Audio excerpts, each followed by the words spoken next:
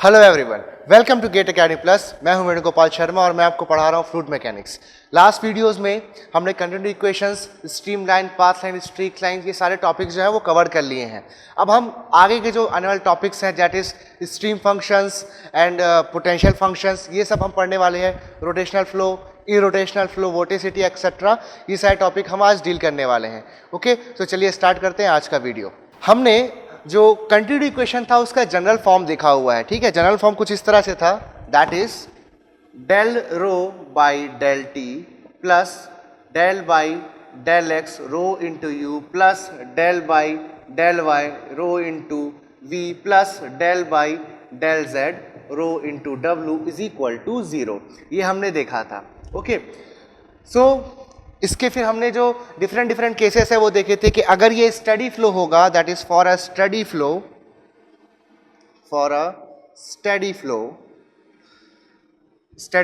अगर है यहां पर, तो उस केस में जो फ्लूइड की प्रॉपर्टीज है और जो फ्लूइड की वेलोसिटी है that will be invariant with respect to time. So density is a fluid property and it will be invariant with respect to time. तो ये वाला टर्म एलिमिनेट हो गया था और हमारे पास आया था del by del x rho into u plus del by del y rho into v plus del by del z rho into डब्ल्यू is equal to 0। This is the continuity equation for a steady flow. Okay, this is only steady flow. अगर question में बोल दे कि study and incompressible flow हो, तो incompressible fluid के लिए हम क्या लिख सकते हैं? For incompressible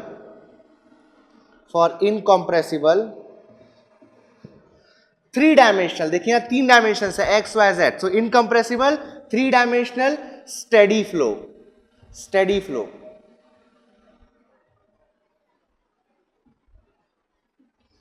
flow. So incompressible है, दैट इज जो fluid property, that is density जो है इस इक्वेशन में वो इनवेरिएंट रहेगी with respect to time, with respect to pressure. Okay, ये चेंज नहीं होगी। सो डेंसिटी को हम कॉमन निकाल सकते हैं, दैट बिकम्स कांस्टेंट।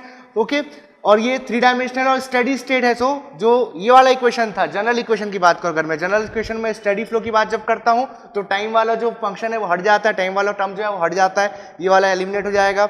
इनकम्प्रेसिबल है यानी कि रो कांस्टेंट है, तो रो यहां से कॉमन निकाल के मैं उसको एलिमिनेट कर सकता हूं। तो फाइनल जो इक्वेशन आएगा मेरे पास, that will be del u by del x plus del v by del y plus del डब्ल्यू by del z is equal to 0। So ये याद रखना है कि ये जो हमने कंटिन्यूटी इक्वेशन लिखा है that is for incompressible 3 dimensional steady flow.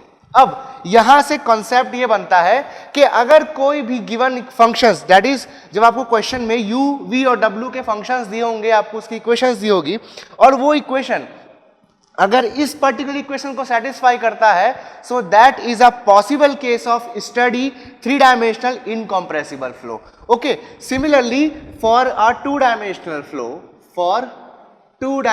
Flow मैं इस इक्वेशन को लिख सकता हूं del u by del x plus del v by del y is equal to 0। So this is the case of for 2 dimensional flow. So this is a 2 dimensional flow which is steady and incompressible. Okay, तो अगर इस particular equation को u और v की value satisfy करती है, हमको u और v की वैल्यू इस इक्वेशन में पुट करने पे 0 अगर मिलता है, so in that case that will be a 2 dimensional study incompressible flow. तो क्वेश्चन यहां से गेट वगैरह में डायरेक्टली पूछा जाता है, आपको u और v की वैल्यू देगी और पूछेगा कि इन पर्टिकुलर गिवन इक्वेशंस में से कौन सा पॉसिबल केस ऑफ फ्लो है। तो चलिए देखते हैं इस पे बेस्ड कुछ प्रॉब्लम्स। तो चलिए अब हम देखते हैं हमारा question, which of the following set of equation represents the possible case of 2 dimensional incompressible flow. आपको 2 इक्वेशंस दिए हुए हैं जिसमें आपको u और v की वैल्यू गिवन है, आपको बताना है इन दोनों में से कौन सा सेट ऑफ वैल्यूज जो है वो possible case of 2 dimensional incompressible flow है। सो सबसे पहले ये याद रखते हैं कि ये जो फॉर्म है आपके 2 डायमेंशनल कंटिन्यूटी इक्वेशन का, that is del u by del x plus del v by del y is equal to 0। Okay, so this is the continuity equation for 2 dimensional steady and incompressible flow।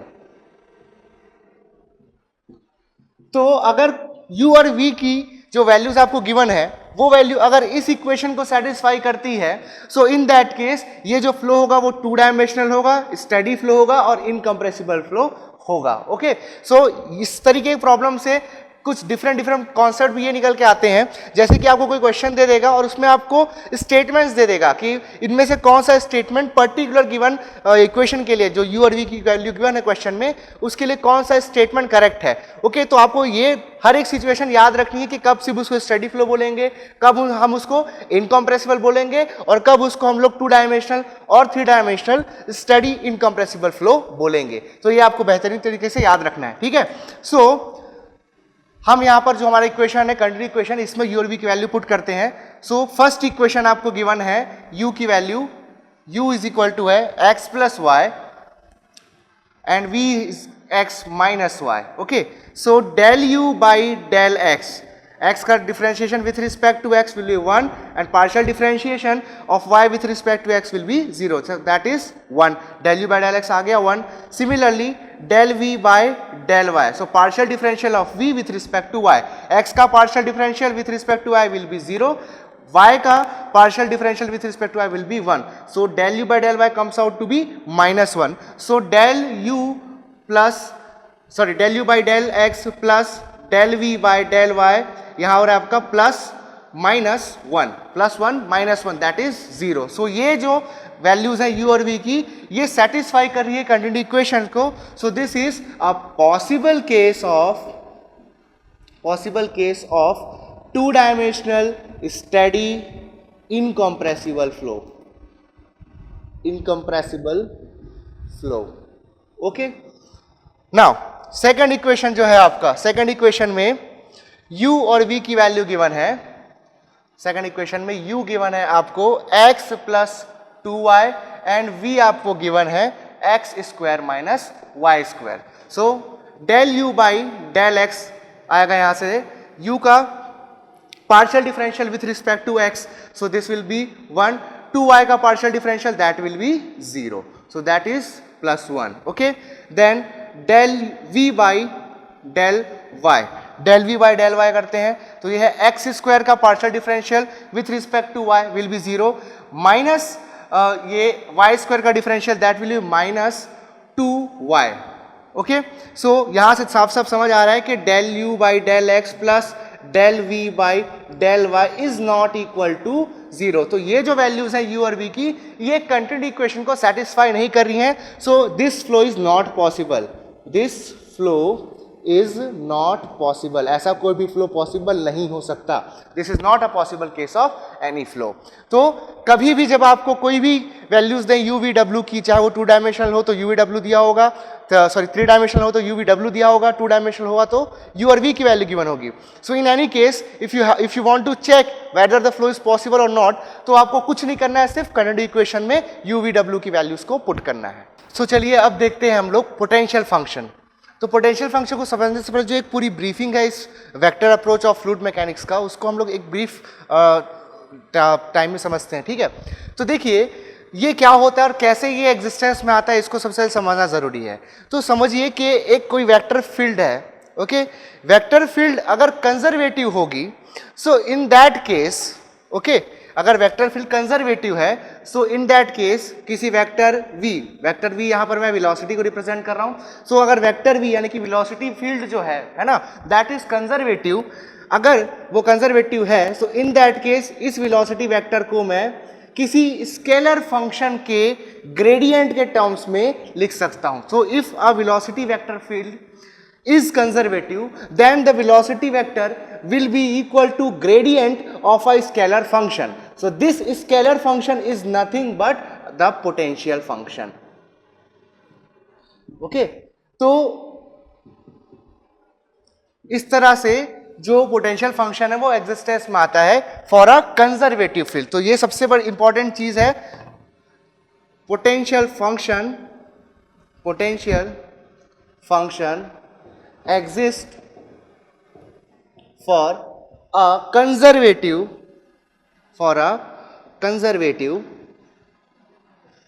velocity vector field। अब ये conservative field क्या होता है समझते हैं इसको, ठीक है। सपोज ये जो फील्ड है, ये जो एक स्पेस मैंने ड्रॉ किया, it is a conservative field. So अब इस फील्ड में मैंने 2 पॉइंट ले लेता हूं. This is point A, this is point B. तो अगर ये वेलोसिटी वेक्टर फील्ड अगर कंजर्वेटिव है, so the line integral of the velocity will be independent of path. मतलब आपका जो वेलोसिटी है वो पाथ इंडिपेंडेंट हो जाता है. ओके, जो वेलोसिटी वेक्टर की वैल्यू जो है, जो उसका लाइन इंटीग्रल की जो वैल्यू है वो पाथ इंडिपेंडेंट हो जाती है. मतलब अगर आप वेलोसिटी का जो भी आपको इक्वेशन गिवन है, अगर उसको आप किन्हीं 2 फिक्स पॉइंट के बीच अगर उसका लाइन इंटीग्रल करते हो तो वो लाइन इंटीग्रल सारे पाथ के लिए सेम आएगा. सपोज ये पाथ नंबर 1 है, ये पाथ नंबर 2 है. अगर आप इस पाथ को फॉलो करते हुए जो वेलोसिटी वेक्टर है उसका लाइन इंटीग्रेशन करते हो बिटवीन ए एंड बी, या फिर इस पाथ को फॉलो करते हुए आप वेलोसिटी वेक्टर का लाइन इंटीग्रल करते हो, सो इन दैट केस आपको कोई भी डिफरेंट वैल्यू नहीं मिलेगी. पाथ 1 के लिए भी वही वैल्यू मिलेगी, पाथ नंबर 2 के लिए भी वही वैल्यू मिलेगी. यानी कि जो कन्वर्जेंट फील्ड होता है उसमें जो वेक्टर का जो लाइन इंटीग्रल होता है that is invariant of path. Okay, ये पाथ के साथ चेंज नहीं करता है. ऐसे हम फील्ड को कंजर्वेटिव फील्ड बोलते हैं. अब कंजर्वेटिव फील्ड कैसे है, पता कैसे चलेगा? तो पहले चीज तो ये, पहला तरीका ये है कि आप किन्हीं 2 फिक्स पॉइंट के बीच में अगर गिवन फंक्शन का लाइन इंटीग्रल करते हो तो नंबर ऑफ डिफरेंट पाथ के लिए आपको सेम वैल्यू मिलेगी. ये पहला तरीका है पहचानने का. दूसरा तरीका, if del cross vector v is equal to 0, that is it is also known as curl. Okay, किसी भी वेक्टर का कर्ल अगर आप निकालते हो, अगर वो कर्ल की वैल्यू 0 मिलती है, so such a field is known as conservative field. अब कंजर्वेटिव फील्ड समझने में बहुत कॉम्प्लिकेट लग रहा है तो मैं आपको सिंपल एक एग्जांपल देने की कोशिश करता हूं. ठीक है, जैसे कि मैं एक कंजर्वेटिव फोर्स फील्ड की बात कर लूं. जैसे कि हमारा अर्थ जो है इसमें कांस्टेंट ग्रेविटेशनल एक्सेलरेशन लग रहा है आपका, कांस्टेंट ग्रेविटेशनल पुल सारी बॉडीज पे लगता है according to their weight. So suppose ये अर्थ का सरफेस है, ये अर्थ से पर्टिकुलर हाइट है. ये हाइट पे मैं एक पॉइंट ले लेता हूं ए. Okay, let us say this is 10 metres, this is 10 metres. Okay, and second point is here somewhere, that is point B. अब एक फिक्स मास आप पॉइंट ए से ड्रॉप करते हो. ठीक है, पॉइंट ए से पहला तो हो सकता है आप इसको सीधा ड्रॉप कर दो, यहां से यहां वर्टिकली ड्रॉप कर दो, तो ये हो गया पाथ नंबर 1. हो सकता है आप इसको ऐसा कुछ प्रोजेक्टाइल मोशन देते हुए ड्रॉप करो. लेकिन यहां पर गौर फरमाने लायक बात यह है कि पॉइंट ए और पॉइंट बी के बीच जो डिस्टेंस है दैट इज 10 मीटर्स. ओके, आप ए से बी पर यार जो सरफेस है पूरा दैट इज पॉइंट बी, और ये जो हाइट है दैट इज पॉइंट ए. तो दोनों केसेस में जो वर्क होगा वो आपको सेम मिलेगा. ओके, जो आपको यहां पर वर्क मिलेगा वो सेम मिलेगा. तो इस केस में ऐसे फोर्स फील्ड को मैं क्या बोलूंगा, कंजर्वेटिव बोलूंगा. तो जो फोर्स फील्ड है वो इस तरह से है कि आप किसी भी तरीके से जाओ, किसी भी तरीके से अगर आप पॉइंट ए से बी पे जाओ, किसी भी पाथ को फॉलो करो, जो वर्क की वैल्यू है done by the gravity force that will not change. Okay, so इस फोर्स फील्ड को, फोर्स इज अ वेक्टर, तो ये यहां पर जो ग्रेविटेशनल फोर्स लग रहा है वो उसको मैं बोल सकता हूं कि वो कंजर्वेटिव है, क्योंकि डिफरेंट पाथ से जाने पर भी मुझे जो लाइन इंटीग्रेशन है वो मुझे चेंज नहीं मिल रहा है. सो इस केस में मैं लिख सकता हूं vector F is equal to del dot phi, जहां पर फाई एक स्केलर फंक्शन है. ओके, फाई एक स्केलर फंक्शन है. तो ये याद रखना है कि if a flow is conservative, so conservative field के केस में जो वेक्टर है उस वेक्टर को हम किसी स्केलर फंक्शन के ग्रेडियंट के टर्म्स में लिख सकते हैं. So if a vector field is conservative, the vector will be equal to the gradient of a scalar function. और ये जो स्केलर फंक्शन है उसी को हम in case of a velocity vector field we know it as a potential function. Okay, so this is about the potential function. So further move करने से पहले हम देखते हैं कि ये चीज क्या है, डेल ऑपरेटर जो मैं बोल रहा हूं क्या है. सो डेल ऑपरेटर और हैमिल्टोनियन ऑपरेटर जो है that is expressed as del by del x i cap plus del by del y j cap plus del by del z k cap. ये एक ऑपरेटर है, जैसे कि प्लस माइनस डिवीजन ये एक तरीके के ऑपरेशंस होते हैं, वैसे ही डेल एक ऑपरेशन है. ठीक है, ये एक ऑपरेटर है जो कि linear vector differential equation form करने के काम आता है।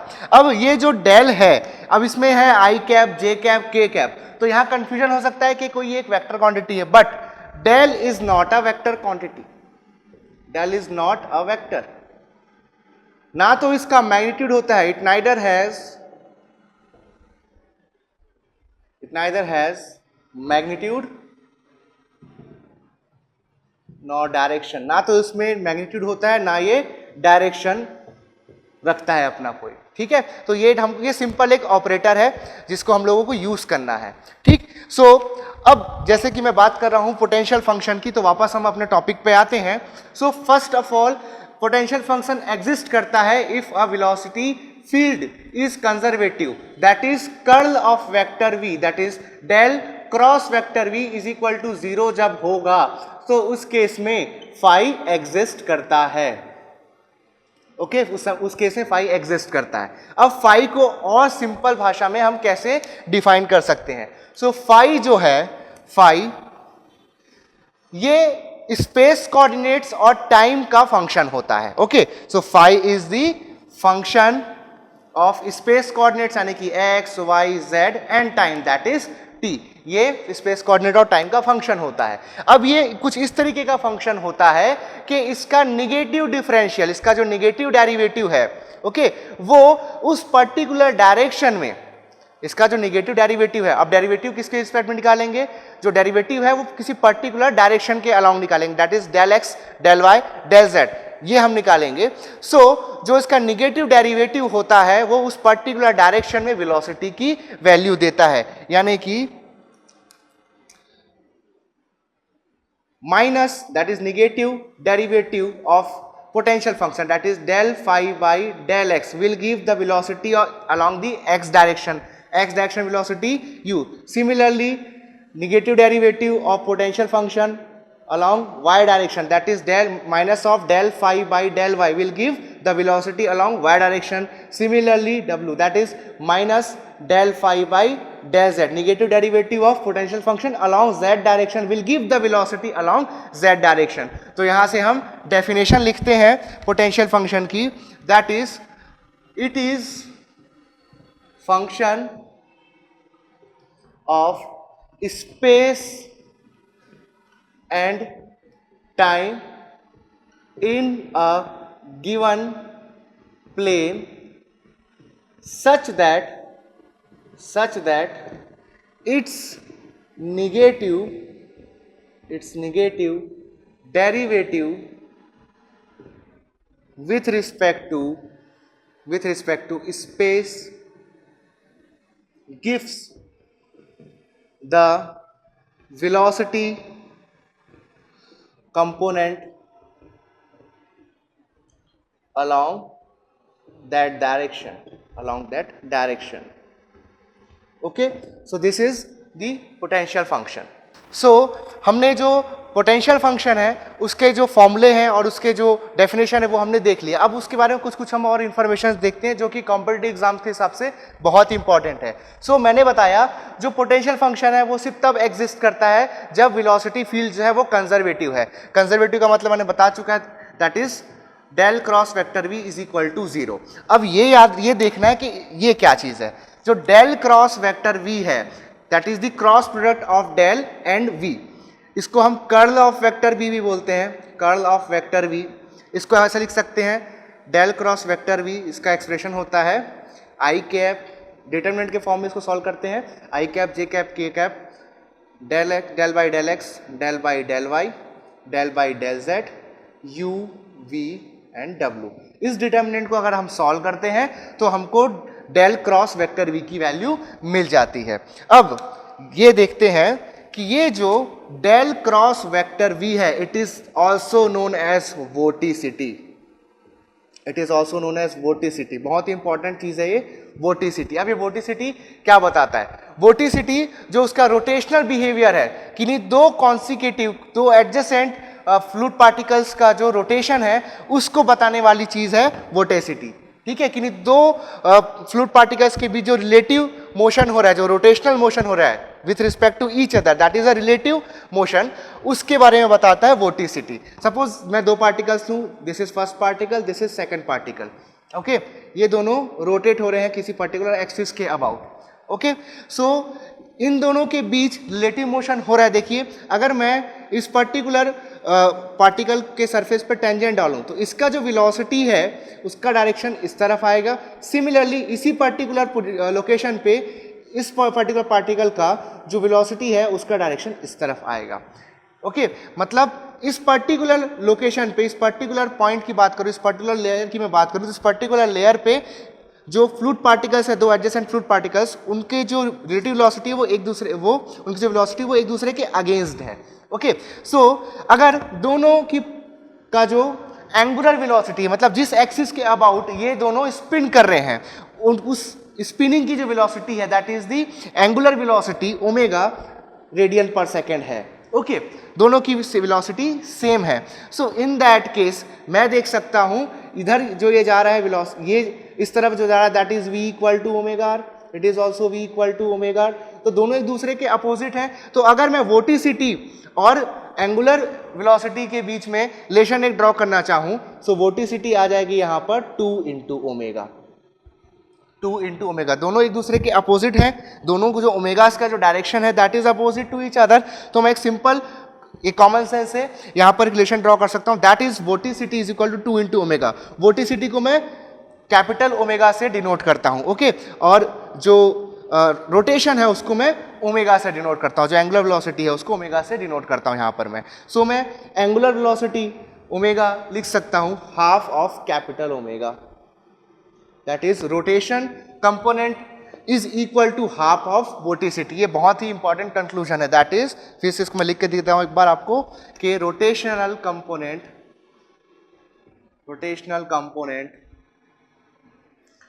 Omega is equal to half of the vorticity, okay. तो अब तीनों चीजों को आपस में हम रिलेट करते हैं, okay. First of all phi exist करेगा तो उस केस में velocity field must be conservative, okay. अगर वेलोसिटी फील्ड कंजर्वेटिव है so in that case del cross vector v is equal to 0, del cross vector v को हम बोलते हैं vorticity. So for phi to exist, अगर phi exist करता है, if phi exist, so del cross vector v is equal to 0, del cross vector यानी कि omega that is vorticity 0, vorticity is equal to आ गई आपकी 0। अगर वोटिसिटी 0 है, if omega is equal to 0, तो स्मॉल ओमेगा यानी कि जो रोटेशनल कंपोनेंट है वो भी 0 हो गया यहां पर से। तो यहां से समझ आता है कि अगर फाई एग्जिस्ट करता है, if phi exist then the flow must be irrotational, then the flow must be irrotational। Rotational flow के लिए फाई की वैल्यू एग्जिस्ट नहीं करेगी, क्योंकि अगर फ्लो रोटेशनल है सो इन दैट केस ये जो फ्लो फील्ड है, वेलोसिटी फील्ड जो है, that will not be conservative, और अगर कंजर्वेटिव फील्ड नहीं होगी तो फाई एग्जिस्ट ही नहीं करेगा। अब मैंने जो बताया आपको, vorticity is equal to 2 into omega, है ना, और ओमेगा इक्वल टू मैं लिख सकता हूं हाफ ऑफ वोटिसिटी, ये लिख सकता हूं। So this will be half of del cross vector v, ये लिख सकता हूं मैं रोटेशनल कंपोनेंट की वैल्यू को। अब मैं जानता हूं कि डेल क्रॉस वेक्टर v मुझे कैसे लिखना है। सो ओमेगा की वैल्यू लिख सकता हूं मैं हाफ। हम जानते हैं डेल क्रॉस वेक्टर v कैसे लिखते हैं, इसको डिटर्मिनेंट के फॉर्म लिखते हैं, i cap, j cap, k cap, del by del x, del by del y, del by del z, u v w, u v and w। so this is the angular velocity of a fluid particle, okay। किसी भी given velocity field के लिए हम इस particular relation को solve करके हम omega निकाल सकते हैं। तो देखिए अगर ये कोई फ्लूइड पार्टिकल है और मैं एक्स वाई जेड एक्सिस की बात करूं तो ये एक्स वाई और जेड तीनों में से किसी भी एक्सिस के अबाउट रोटेट हो सकता है, ओके। सो ओमेगा एक्स, अगर ये वो एक्स डायरेक्शन के अबाउट रोटेट हो रहा होगा तो ओमेगा एक्स लिखेंगे हम लोग हाफ ऑफ, इस डिटरमिनेंट को हम लोग सॉल्व करते हैं कंप्लीटली तो हम लोगों को वैल्यू मिल जाएगी। सो this will be half of, ये वाला जो आई कैप है इसके अलावा जब डिटर्मिनेंट को हम सॉल्व करेंगे तो हमको ओमेगा एक्स मिल जाएगा. So that will be del डब्ल्यू by del y minus del v by del z. This is omega x. Similarly omega y will be half of, इसके अबाउट डिटर्मिनेंट्स को सॉल्व करते हैं. That will be del omega by del x minus del u by del z. ये मिल गया आपको omega y. Omega z that will be half of k cap के along solve करते हैं, मिल जाएगा del v by del x minus del u by del y. So this is omega x, omega y, omega z, that is rotational components along x, y and z direction. अगर omega x equal to omega y equal to omega z equal to 0 हो जाए कि तीनों rotational components की value अगर 0 हो जाए, सो ऐसे फ्लो को हम बोलते हैं इररोटेशनल फ्लो. इररोटेशनल फ्लो.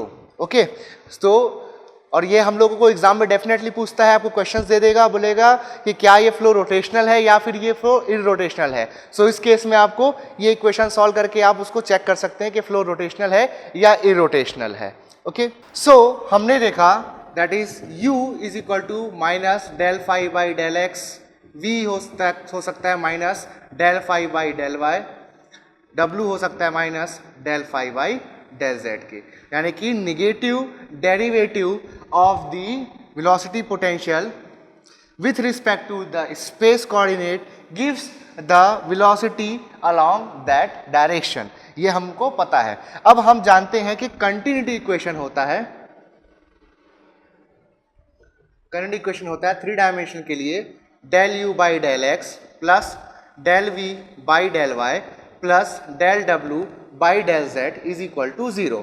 अब इस इक्वेशन को मैं वेलोसिटी पोटेंशियल या पोटेंशियल फंक्शन के टर्म्स में लिख सकता हूं. सो वी यू वी डब्ल्यू की जो वैल्यूज है यहाँ पर डी फाई के टर्म्स में, उसको मैं यहाँ पुट करता हूँ तो सामने आ जाएगा, माइनस में कॉमन निकाल देता हूँ, ये हो जाएगा del by del x del phi by del x plus del by del y del phi by del y plus del by del z del phi by del z is equal to 0. Minus को उधर transfer कर देते हैं, इसको लिख सकते हैं del square phi by del x square plus del square phi by del y square plus del square phi by del z square is equal to 0. So this is the continued equation, the equation for steady three-dimensional incompressible flow. Okay, अब यहां एक चीज और देख सकते हैं हम कि जो यहां ये जो इक्वेशन है ये फाई के टर्म्स में है. अगर फाई एग्जिस्ट करता है तो मैंने बताया है कि जो वेलोसिटी है, वेलोसिटी फील्ड जो है that is conservative, and in that case जो फ्लो होता है वो इररोटेशनल होता है. यानी कि फाई की अगर कोई पॉसिबल वैल्यू है, अगर फाई एग्जिस्ट करता है तो उस केस में जो फ्लो होता है दैट इज इररोटेशनल फ्लो. और फाई एग्जिस्ट करता है कि नहीं करता है, क्वेश्चन में आपको कोई फाई की वैल्यू दे दी और पूछा कि ये फाई की कोई पॉसिबल वैल्यू है या नहीं है. अगर वो फाई की वैल्यू जो भी है वो क्वेश्चन ने दिया है, अगर वो फाई की वैल्यू पॉसिबल है तो डेफिनेटली फाई की वैल्यू इस कंटिन्यूटी इक्वेशन को सेटिस्फाई करेगी. ओके, और अगर उसने इस कंटिन्यूटी इक्वेशन को सेटिस्फाई कर दिया यानी कि फाई की वो वैल्यू एग्जिस्ट करती है, so for the given case जो फ्लो होगा that will be irrotational. Okay, तो यहां से मैं लिखता हूं इफ phi satisfies the continuity equation,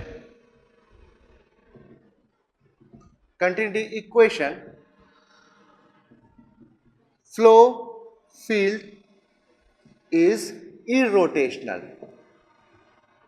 flow field irrotational होगी.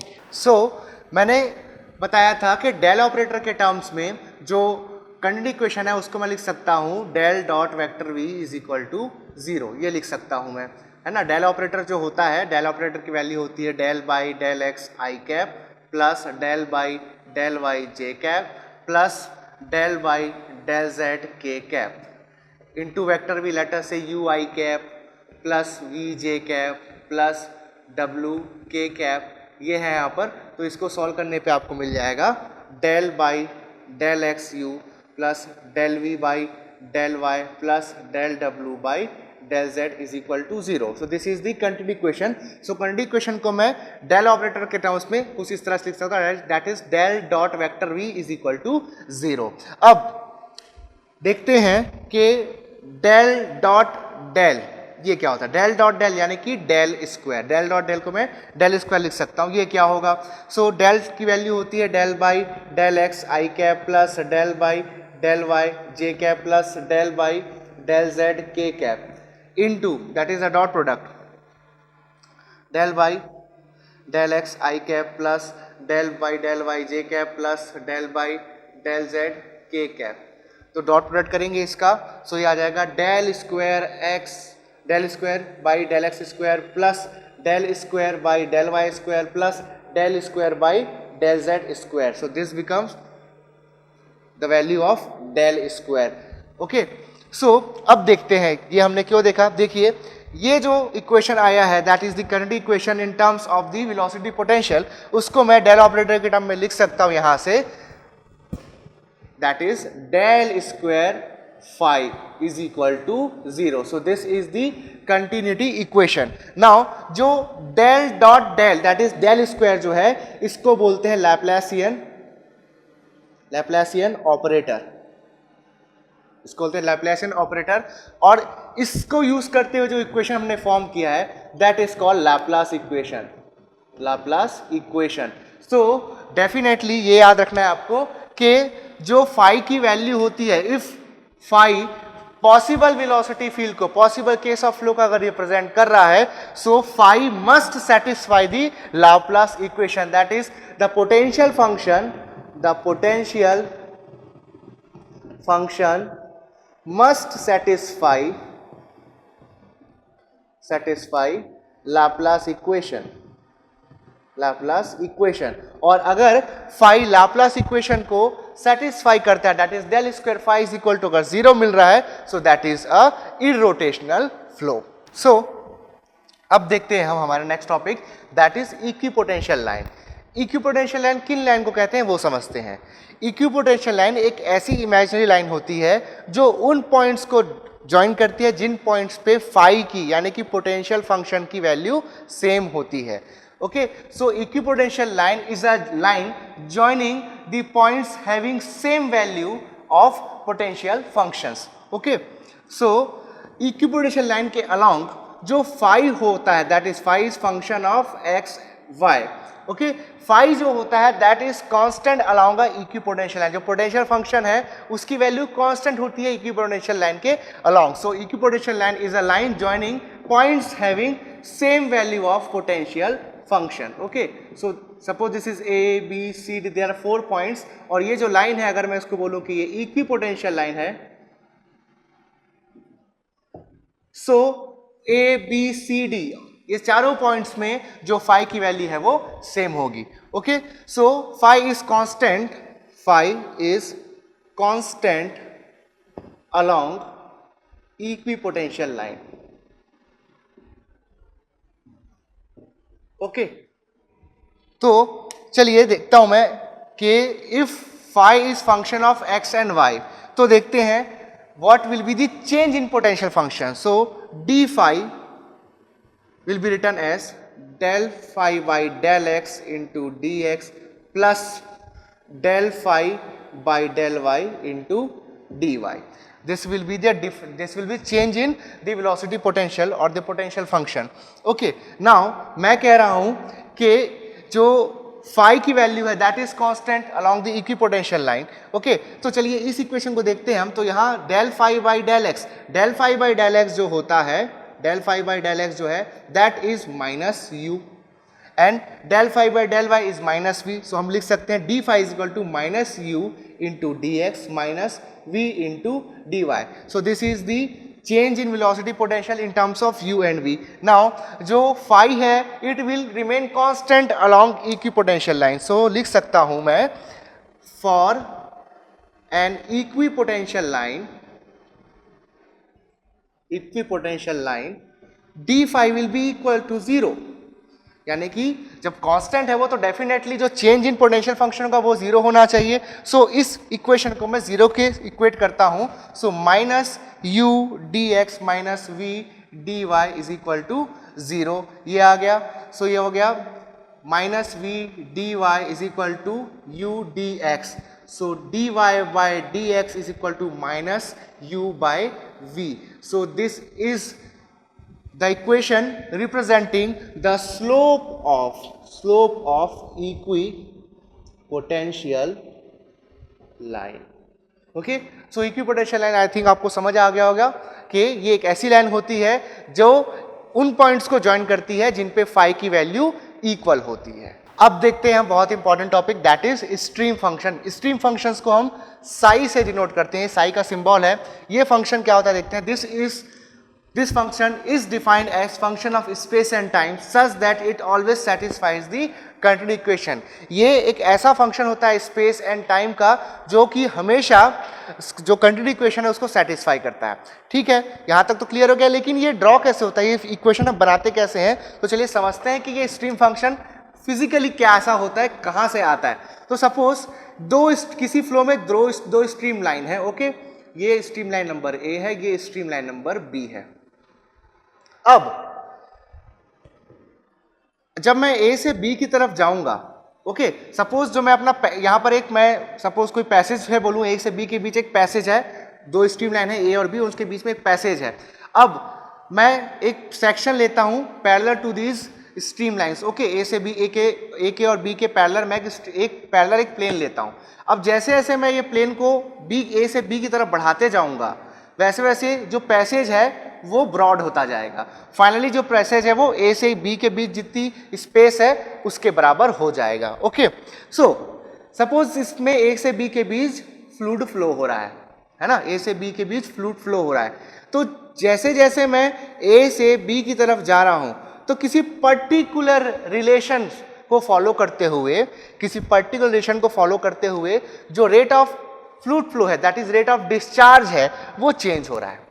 जैसे कि सपोज मैं यहां पर बात करूं, मैं जब स्ट्रीमलाइन ए पे हूं तो उस समय डिस्चार्ज 0 था और मैक्सिमम डिस्चार्ज मुझे मिल रहा है जो स्ट्रीमलाइन नंबर बी है वहां पर. जैसे जैसे मैं ए से बी की तरफ जा रहा हूं वैसे वैसे जो डिस्चार्ज है उसकी वैल्यू वेरी हो रही है, वैल्यू चेंज हो रही है.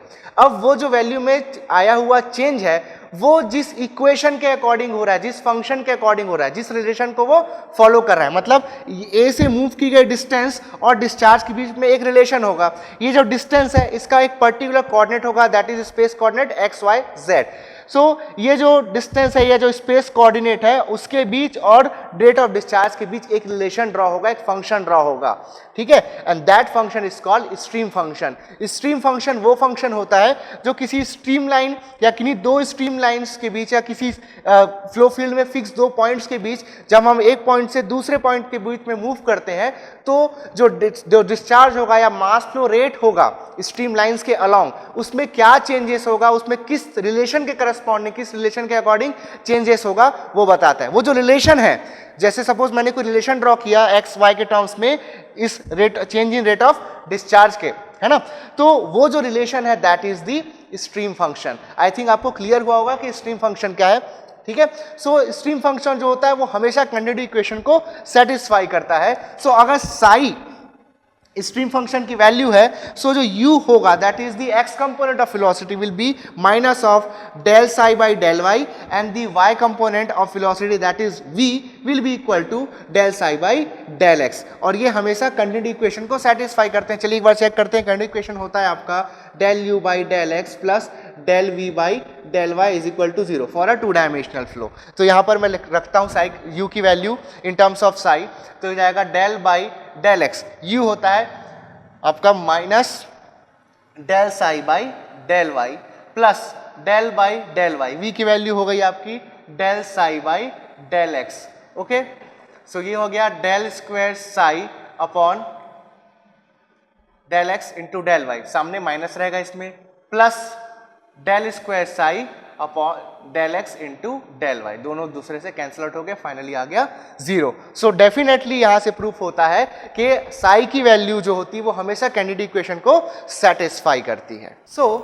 जैसे कि हमने पोटेंशियल फंक्शन के समय देखा था कि अगर पोटेंशियल फंक्शन यानी कि फाई अगर एग्जिस्ट करता है, यानी कि वो लाप्लास इक्वेशन को अगर सेटिस्फाई करता है, सो डेफिनेटली जो फ्लो है वो इरोटेशनल होगा। यानी कि एग्जिस्टेंस ऑफ फाई इस बात का प्रूफ है कि जो गिवन फ्लो फील्ड है वो इरोटेशनल है। लेकिन अगर आपको साई गिवन है क्वेश्चन में, तो आप प्रिडिक्ट नहीं कर सकते डायरेक्टली कि जो फ्लो है वो रोटेशनल है या इरोटेशनल है। दैट्स वाई जो गेट और ईएस के जो क्वेश्चन होते हैं उसमें सिंपली आपको जब रोटेशनल और इरोटेशनल फ्लो का अगर क्वेश्चन आएगा कि बताना है आपको कि फ्लो इरोटेशनल है या रोटेशनल है, तो उसमें वो फाई कभी देगा। अगर फाई देता भी है so that is a direct question, उसमें आप सीधा बता सकते हो कि फ्लो आपका इरोटेशनल है अगर फाई एग्जिस्ट करता है तो, क्योंकि अगर फाई एग्जिस्ट करता है तो डेफिनेटली उसको लाप्लास इक्वेशन को सेटिस्फाई करना पड़ेगा। लेकिन अगर आपको वहां पर स्ट्रीम फंक्शन दे दे, साई की वैल्यू दे दे, तो आप देख के नहीं बता सकते कि वो रोटेशनल फ्लो होगा या नहीं होगा। Okay, so phi exist for rotational as well as irrotational flow।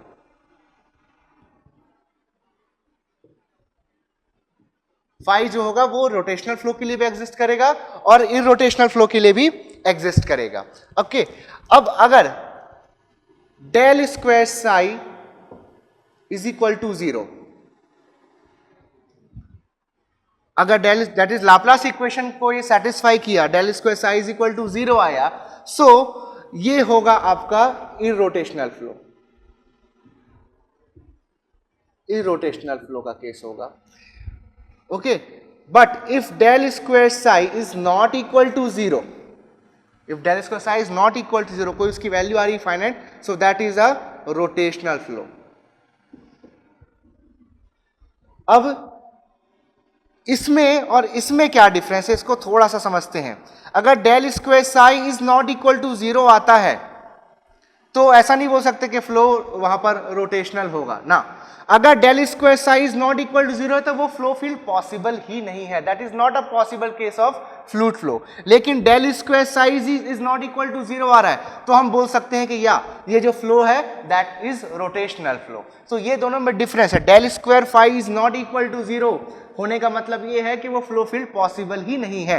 लेकिन डेल स्क्वायर साई अगर 0 के इक्वल नहीं आता है तो यहां हम बोल सकते हैं कि फ्लो जो है वो रोटेशनल है। So this is the basic difference between the value of psi and value of phi. जो स्ट्रीम फंक्शन और पोटेंशियल फंक्शन की जो वैल्यू है और उनसे जो हम कंक्लूजन निकालेंगे उसमें थोड़ा सा यहां पर डिफरेंस आता है। अब देखते हैं हम stream constant stream function line या फिर equi stream function line.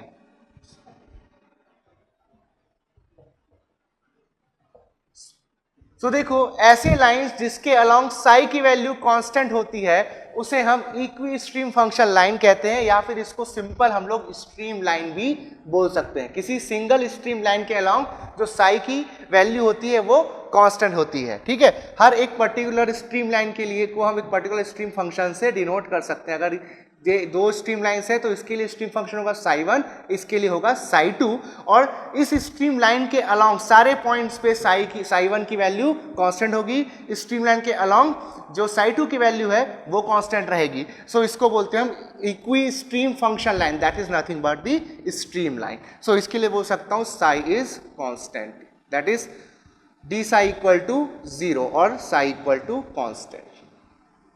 Okay, so हम जानते हैं साई जो है, हमने इसका डेफिनेशन देखा है, psi is the function of space and time. Okay, so psi is function of space and time. Okay, so change in psi with respect to space ये होता है आपका del psi by del x into d x plus del psi by del y into d y. ये यहां पर आ रहा है del psi by del x that is v into d x, del psi by del y that is minus u into d y. So this is the change in stream function. Stream function में change आ गया। अब for a equi stream function line d psi is equal to 0, so इस equation को हम 0 के equate करते हैं तो हो जाएगा v dx minus u dy is equal to 0, that is v dx is equal to u dy. So I can write dy by dx is equal to v by u. So this is the slope of equi-stream function line. Equi-stream function line. Okay, or stream line. So this is the slope of stream line और equi-stream function line. जो यहाँ पर हम लोग देख रहे हैं कि जो हमने equi-potential line दिखा था, equi-potential line,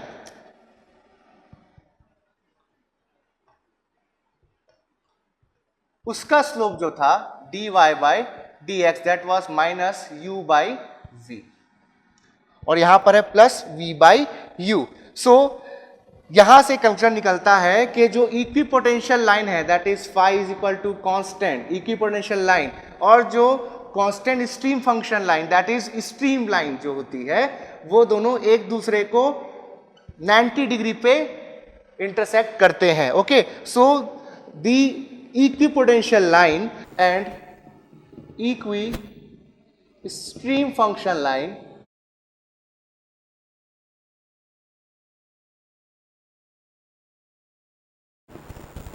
orthogonal to each other, एक दूसरे को 90 डिग्री पे काटती. बहुत बार पूछा हुआ क्वेश्चन है एसएससी में, ये क्वेश्चन रिपीट होता रहता है कंटिन्यूअसली और ये बहुत इंपॉर्टेंट पॉइंट है equipotential line and stream function and equi stream function line के लिए. सो यहाँ पर हमारा जो फ्लूइड काइनेमैटिक्स का पार्ट है वो खत्म होता है. नेक्स्ट वीडियो में हम फ्लूइड डायनामिक्स स्टार्ट करेंगे. आई होप आपको आज के सारे टॉपिक्स क्लियर हुए होंगे और ये बहुत ही ज़्यादा इंपॉर्टेंट टॉपिक है और बहुत कंफ्यूजिंग भी है. सो डेफिनेटली अगर आप इसको रीड आउट करेंगे तो आपको डिफरेंट पॉइंट्स पे कंफ्यूजन्स आएंगी, लेकिन अगर आप वीडियो को केयरफुली वॉच करते हैं तो आपके सारे डाउट्स क्लियर हो जाएंगे. जो ईएस और गेट है उसमें इन्हीं कॉन्सेप्ट्स को बार बार अलग अलग तरीके से आपके सामने प्रेजेंट करता है और आपको कंफ्यूज करने की कोशिश करता है. सो आई होप कि अगर आप इसे अच्छे से पढ़ोगे तो आपको वो कंफ्यूजन नहीं होगा.